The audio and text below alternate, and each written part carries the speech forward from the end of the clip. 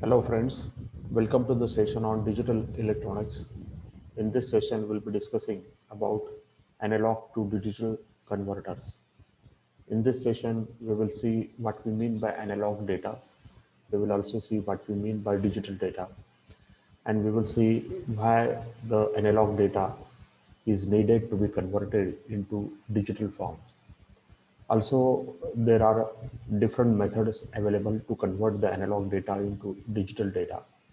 We will study some of these methods along with their characteristics. Friends, as you know that you are viewing this session on my YouTube channel, Learn with Prakash Kanade, and subscribe to the channel to see many videos on the subjects of electronics and computer science. So let us start the session with the question what we mean by AD converter. We know that the digital data is a discrete data of which the value is a finite set, and analog data is a continuous data of which the value can be infinite. So whenever we have been asked to represent an analog signal, then the analog signal can be represented by a diagram as shown here. And whenever we have been asked to represent the digital data, then the digital data is normally represented in the form of square pulses, where the square pulse will represent 0 or 1, or it will represent on and off state of the device. We can say that the digital data, there are several examples of digital data. The digital data is the data which can be counted in the form of whole numbers. So for example, whenever we talk of the number of students in a class, number of chairs, number of tables, or number of mobile phones, then all such data is being counted in the form of whole numbers, and therefore it can be called as a digital data. While when we think of the temperature, pressure, your weight, or human voice, then such data can be called as analogous data. Because whenever we take any two temperature values, say for example 25 degrees centigrade and 26 degrees centigrade, then in between the 25 degrees centigrade and 26 degrees centigrade, there are infinite number of values. And therefore, such data is continuous data and it can be called as an analogous data. Digital data is being represented by the integers or whole numbers, while the analog data can be represented by the real numbers. So one can easily observe that most of the real life data is the analogous in form.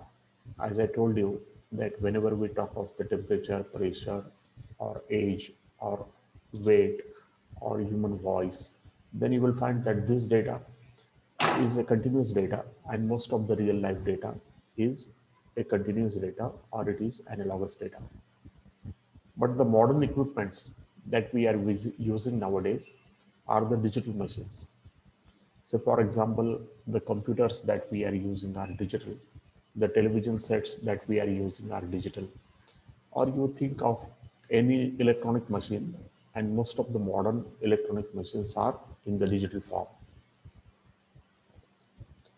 And therefore, it is necessary that we should process such analog data by using the modern machines, which are the digital machines. And whenever we need to process any analog data through the digital machines, then it is necessary that we should convert the analog data into digital form. So whenever we want to convert any analog information into digital form, then in that case, we will require the special circuits called as the AD converters. So AD converter or analog to digital converter is an electronic circuit which will accept at the input analog data, which is a continuous data, and it will convert it into discrete form, or which will convert it into digital form. So AD converter is an electronic circuit which converts the input analogous information into digital format. So as shown in this block diagram, analog to digital converter will accept at the input analog input, which is normally a single input, and at the output we will get the digital output, where the digital output can be in number of bits. So analog to digital converter, in short form we call it as a ADC. This will convert the input analog information into digital form. This converter will have the input, which is only one input, and that is analogous input, and the output can be the number of binary outputs. So at the output you can have a 3-bit output, 4-bit output, or even 5 or 6-bit outputs. There are different methods in order to achieve such analog to digital conversion. One method is being called as a parallel comparator, ADC. Another method is being called as a successive approximation, ADC. There is another method, and this method is being called as a counter type analog to digital converter. Also, we have a converter which is called as the dual slope analog to digital converter. So there are different methods, out of which only certain methods we are going to discuss in this session. ADC is a very popular electronic circuit, and ADCs can be used with the transducers. They are also used in computers whenever we need to convert the analog signal into digital form. ADCs are also used in cellular phones or mobile phones. They are used in microcontrollers and in digital signal processing. So these circuits are very popular circuits, and you can find many applications where the analog to digital converters are used. Say, for example, the digital storage oscilloscopes, the scientific instruments, or even the music reproduction systems makes the use of analog to digital converters. Now we will go for, first of all, the discussion of the first type of ADC, and this ADC is being called as a parallel comparator ADC. So as shown in this diagram, this parallel comparator ADC will consist of the comparator circuits. Say for example, we have a 3-bit parallel comparator ADC where the input is only one analog input, but the output is in the form of 3 binary bits. Such a circuit will require about 7 comparators. Every comparator will have 2 inputs. The first input will have a fixed reference voltage, and another input is being applied to the input analog voltage. A 3-bit parallel comparator ADC will require the 7 comparator. The outputs of the comparator are connected to the latches where the outputs of the comparator is stored, and then it is connected to the decoder, and the decoder will decode the outputs of the comparator, and finally at the output of the decoder we can obtain the 3-bit digital output. So this ADC which we are considering here will require the 7 comparators for the 3-bit output. So one can easily understand that the number of comparators will be 2 raised to 3 minus 1. So if you want to increase the number of the bits at the output, then the number of comparators will be required will be more. Now one of the input of all the comparators is being connected to the analog input VA, and the other input is applied with a fixed reference voltage. Now whenever we apply some input voltage, analog input voltage, and whenever the analog input voltage is less than 1 by 14 V, then the output of all the comparators will be low, and therefore this will correspond to the digital output 0, 0, 0. Now as the input goes on increasing, one can easily observe that the outputs of the corresponding comparator also goes on changing. And when the comparator outputs goes on changing, then the corresponding digital output will also goes on changing. Now one can easily observe that the whole range of the analog voltage is represented by the one digital output, and therefore there is some error produced in the output, and this error is being called as the quantization error. And quantization error can be reduced, and it can be reduced if you increase the number of the bits in the output. But if you go on increasing the number of the bits, then the circuit complexity will also increase, and the number of comparators required in the circuit will also increase.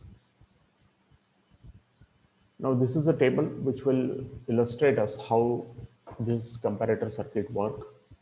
So whenever the input voltage is in the range of 0 to 1 by 14V, then the outputs of all the comparators will be low.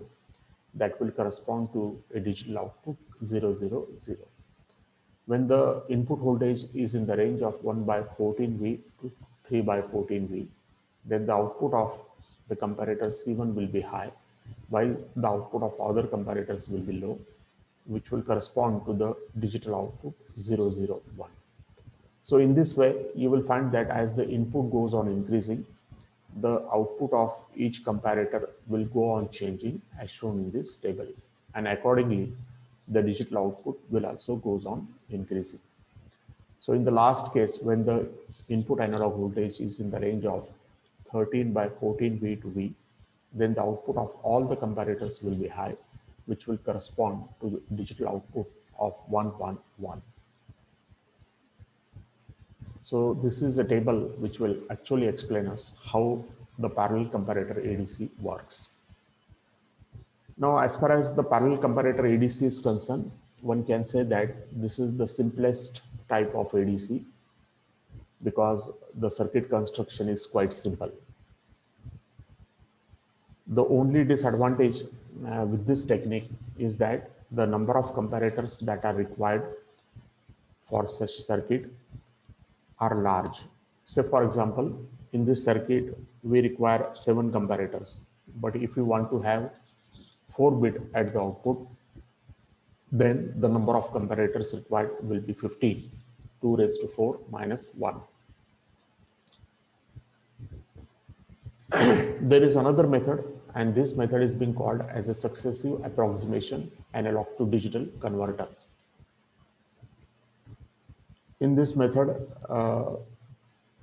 the technique that is being called as a binary search is being used through all possible quantization levels. This ADC will consist of a successive approximation resistor, then the digital to analog converter, and then the sample and hold circuit, along with the comparator, which are connected as shown in the figure. So one can easily observe that the input analog voltage is initially applied to the sample and hold circuit, the output of which is applied to the comparator. And then there is a clock applied to the successive approximation resistor. The output of the successive approximation resistor is applied to the DAC, which will convert the input digital into analog form.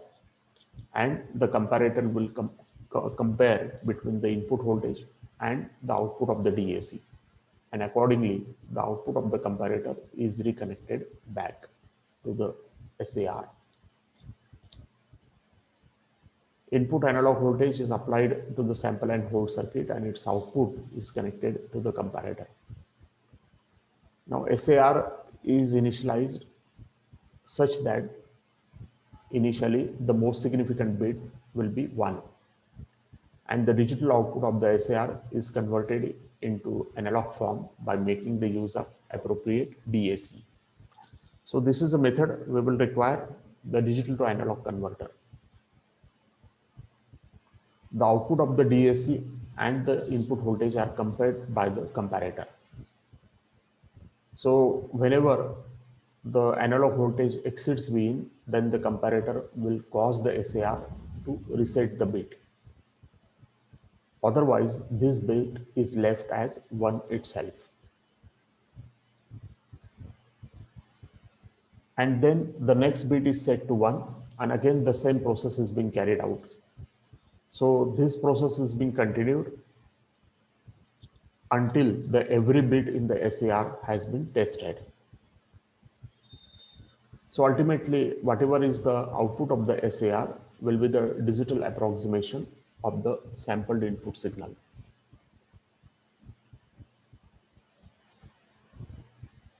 So as shown in this diagram, one can easily observe that the number of bits will goes on changing, and then accordingly the output of the SAR is being compared with the input voltage.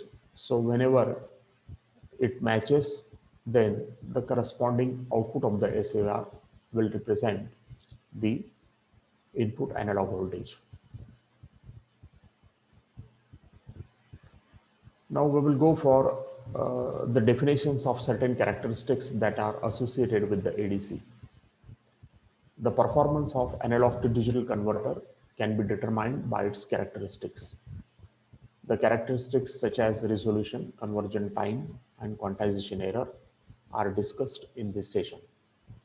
Resolution of the ADC is defined as the smallest incremental voltage that can be recognized by the ADC to cause the change in output. So for example, if we have an ADC which is a 10-bit ADC, then the resolution can be 2 raised to 10. The resolution can also be defined as resolution is equal to a full scale voltage VFS divided by 2 raised to n minus 1. The conversion time is the number of the clock pulses which are required to perform the conversion. This is being called as a conversion time of ADC. The conversion time is being expressed in the form of nanoseconds.